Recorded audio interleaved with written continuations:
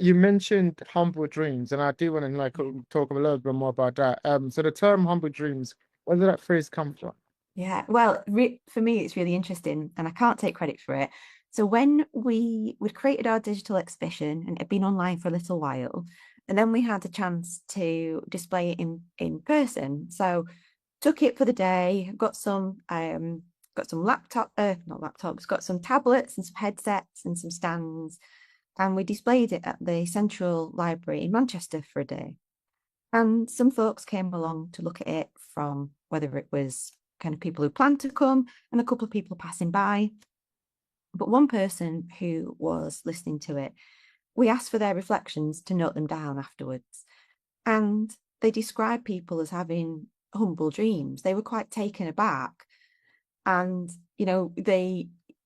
these are not young people who are dreaming to be influencers or to be celebrities or sports stars. These dreams they describe to me as being humble. And that is one of the values of doing research and kind of having conversations and making it public and engaging with people. Because it's not just a case of you putting it on people, you get feedback too, what other people see and hear. So for me, it felt very meaningful that somebody had engaged with those stories and had felt that about it. And it really kind of provided a language to capture something that I was struggling with because I really wanted to kind of think about and expand this idea of foreclosed futures. Because in a way, I don't want that to just be the end point. I don't think it's enough to say, these dreams have changed. They may not no longer be available.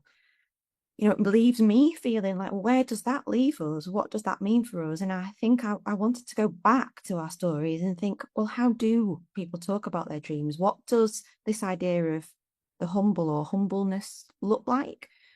And so I went back over those stories and I particularly the 12 that we picked out and noticed that there's like a few different elements to it, that the things people dream about have become humbled.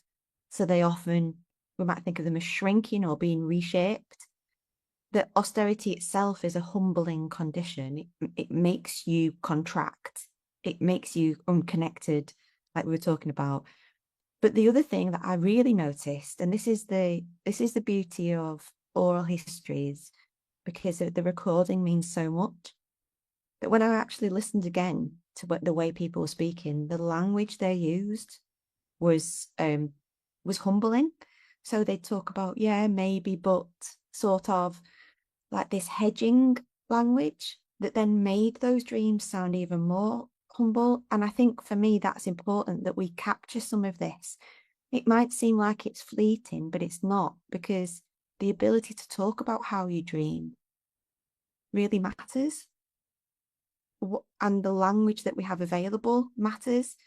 And going back to your earlier question about, academics and background, for me, one of the things that's always struck me is the need for more work that actually incorporates the language people use to describe their own experience and their own condition.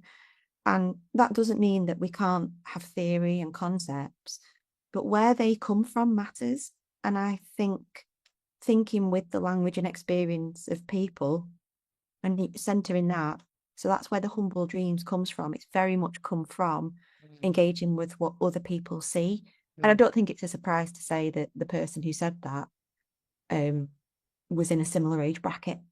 Yeah, yeah, I think that really hits home for me because you talk about the language using it, the hedging language. I think growing up, all my friends, we had these big dreams.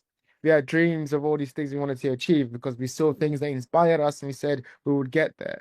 And over time, what it became was that the dreams, like I would tell, would kind of be, they'll start using stuff, oh, that's unrealistic, and it wouldn't be other people telling us it. It would just be ourselves kind of, self-editing these dreams in our heads.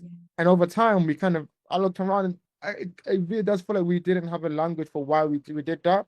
It just thought this is how the world is. This is just how it is. As you get older, your dreams will go away. But actually, like you can tell, it was, very difficult for someone, like even some of us, because some of us had like, formed our identity into achieving these dreams. And so when we're trying to achieve these dreams, who are we? And I think, I often I'm very, privileged and lucky that I've been able to do some of the stuff that I wanted to do. But I think I can see with my friends, the hedging language still kind of continuing, even as they get older, it becomes more personal rather than just, I want to achieve this ambition. It's, becomes about family. It all becomes about houses, I want to move to this country, but actually, what, that's maybe too far. So I must move out of home and, and I'll just live in my area. And it is a very kind of, there's an element of something being taken away, Yeah. and it might not be intentional, but there is an element of something being taken away, and it's very much felt in the language that we use. And I think so. Yeah, that kind of what you just said there, I think will really hit home for a lot of my viewers because a lot of what's happened hasn't been fully explained to us. Let's say.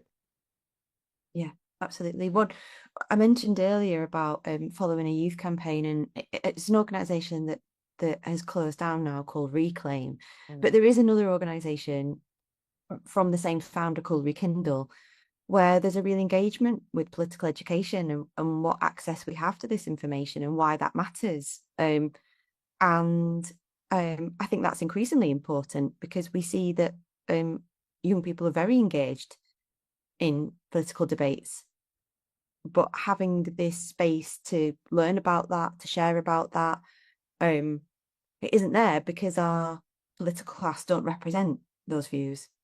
Yeah, I think also there's an element of there's two things at play here where at one point, there's the humbling of your dreams, but another point we're being told to accept the reality of our lives. How do we tell each of those apart? In this context of austerity, how can one tell the difference between those two? Yeah, I mean, do you think the language of choice matters here? Because I increasingly see a language of decision making, and I'm guilty of that. I've used it before, and it never really fit. It never made sense.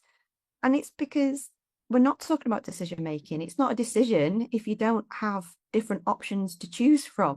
It's not a decision if you haven't had the background in something, the opportunity in something, and I think that in a way, even talking about decision making does that work of individualizing it even further. I completely agree. And actually, on that point, we talk about decision making. One of the things I think our generations have to decide is having children and the idea of having children. And another of your study we did was stratified reproduction. I believe. Can you talk to me about that? So you obviously study how austerity shapes our decisions about having children. What did you actually find doing that?